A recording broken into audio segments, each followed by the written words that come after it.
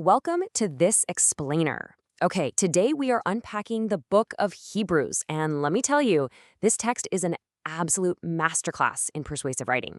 We're going to break down its brilliant, escalating argument that basically says God has provided the ultimate upgrade through the Son. Now, to really get the impact of this, you have to remember that the original audience was likely a group of first-century Jewish Christians.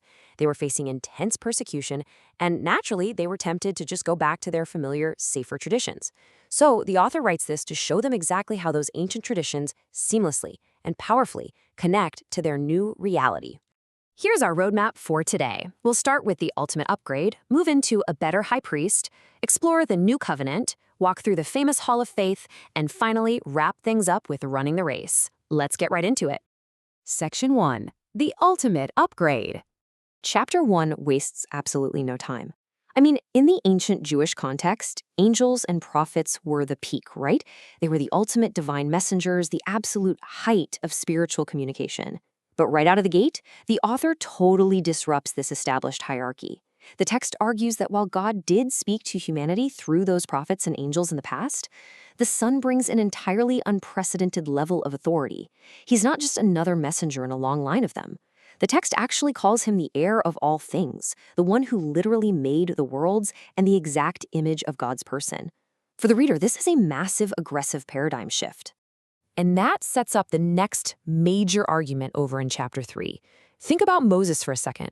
For this audience, Moses was the undisputed pinnacle of human leadership and law. Criticizing him? Completely unthinkable. But the author makes this really strategic distinction. Was Moses faithful? Yes, absolutely, but specifically as a servant within God's house. Jesus, on the other hand, is framed as the builder of the house itself. He's the Son presiding over it. It's kind of like the difference between the most trusted senior employee at a massive company and the CEO who actually owns the building and signs the checks. It's a profound escalation of status. Moving to Section 2, a better high priest. Okay, to really understand this next shift, we have to look at Chapter 7. We get introduced to this incredibly obscure yet fascinating figure named Melchizedek. He shows up in the ancient text almost like a superhero with zero origin story. There's no recorded birth, no death, no genealogy whatsoever. He's just there. He's the king of Salem, which translates to king of peace, and a priest of the Most High God. The author uses this deeply mysterious, almost mythical guy to build a radical case. I mean, Melchizedek is so significant in their historical lore that even Abraham, the undisputed father of their faith, actually paid a tenth of his spoils of war directly to him. So the text argues that this Melchizedek order is ultimately fulfilled in Jesus, and it represents a total system overhaul. Just think about the traditional Levitical priesthood for a minute. It was an exhausting, bloody affair. They needed tons of priests because, frankly, they just kept dying of old age. They had to offer daily animal sacrifices, dealing with the sights, the smells, the endless repetition, and not just for the people, but to cover their own personal mistakes too. In stark contrast, we get the Melchizedek order. This is an unchangeable, endless priesthood. The high priest is inherently flawless, and he offers a final definitive sacrifice, just once, by offering himself. Which brings us to Section 3, the New Covenant. Chapter 9 maps out the old process of the earthly tabernacle, and it's so vital to grasp just how incredibly rigid and frankly terrifying this was. Step 1, regular priests continually doing daily service in the first room. Step 2 is where the tension really spikes. Only the high priest could go into the second room, the holiest of all, and he could only do it once a year. He'd enter with profound fear and trembling, just hoping his sacrifice wouldn't be rejected. Step 3, he had to bring blood to cover his own errors and the people's. It was a temporary, highly repetitive loop that severely limited human access to the divine. But then the author paints this incredibly powerful contrast, quoting Hebrews 9:11. But Christ being come and high priest of good things to come, by a greater and more perfect tabernacle, not made with hands. Do you see what's happening here? The argument is that Christ literally bypasses that earthly tent and all its intense restrictions completely. Instead of this high-anxiety annual ritual, he enters the heavenly reality itself. And he does it with his own blood to secure not just a temporary 12-month cover-up, but a permanent, eternal redemption. And this leads right into what I'd call the ultimate psychological upgrade of the new system.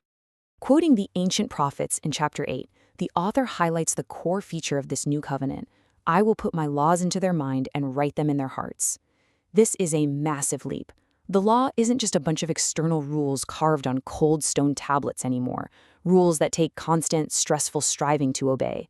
Instead, the text is arguing for a total internal transformation. We're talking about moving from mere compliance out of fear to an organic transformation that just flows naturally from the mind and heart. All right, Section 4, the Hall of Faith. This iconic quote from Hebrews 11:1 absolutely sets the stage. Now, faith is the substance of things hoped for, the evidence of things not seen. You know, today we often throw the word faith around colloquially to mean a blind leap in the dark, or just kind of wishing upon a star that things work out. But the author defines it completely differently here. Faith is presented as a concrete, substantial reality. It's the tangible evidence, the confident assurance of a promised future that acts as a solid anchor in your present moment. And we can actually trace this concept, this profound generational endurance, across biblical eras. It's not just a random list of names. It's an unbroken lineage of action. Look at Generation 1, Abel offering a more excellent sacrifice despite the ultimate cost. Generation 2, Noah acts on a bizarre warning about rain he couldn't even see and spends decades building an ark. Generation 3, Abraham literally leaves his comfortable home for a strange, totally unknown country based entirely on a promise. And by Generation 4, Moses forsakes the immense, immediate treasures of the Egyptian empire, enduring massive hardship simply because he kept his eyes locked on the invisible. But here is where the text gets uniquely bittersweet. It says, "These all died in faith, not having received the promises, but having seen them afar off." It is the ultimate historical lesson in delayed gratification. Think about it. All these heavyweights of history endured incredible, lifelong hardship without ever seeing the end of the movie they were starring in. They never saw the final fulfillment in their own lifetimes. And that's exactly the point for the original struggling readers. True faith is about enduring the distance even when the immediate rewards are invisible. Which brings us right into Section 5, running the race. Because of this ultimate upgrade the text just systematically described, and with this massive cloud of historical witnesses cheering from the grandstands, Chapter 12 makes a sharp pivot. It shifts into this really vivid athletic imagery to issue a direct challenge. It urges the listener, let us lay aside every weight and the sin which doth so easily beset us, and let us run with patience the race that is set before us. So it takes all this high-level theological theory and transforms it into a call for serious, focused, everyday endurance. Now, if you're sitting there wondering what running that race actually looks like on a random Tuesday afternoon, Chapter 13 spells it out. It looks like letting brotherly love continue. It means radical hospitality to strangers. And remember, in the first-century Roman world, letting a total stranger into your house was incredibly dangerous. It was highly unusual. This was a truly countercultural command, especially with the author's little teaser that you might just be hosting angels unaware. No pressure, right? It also means deeply empathizing with prisoners as if you were wearing the chains yourself, practicing contentment, avoiding greed, and constantly sharing what you have with others. So as we wrap up this explainer, the author leaves their original audience, and us today, with a brilliant, escalating case that really demands some self-reflection.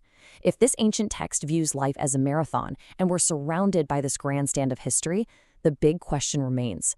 What specific weights are holding you back? And what are you going to lay aside so you can run the race that's set before you today?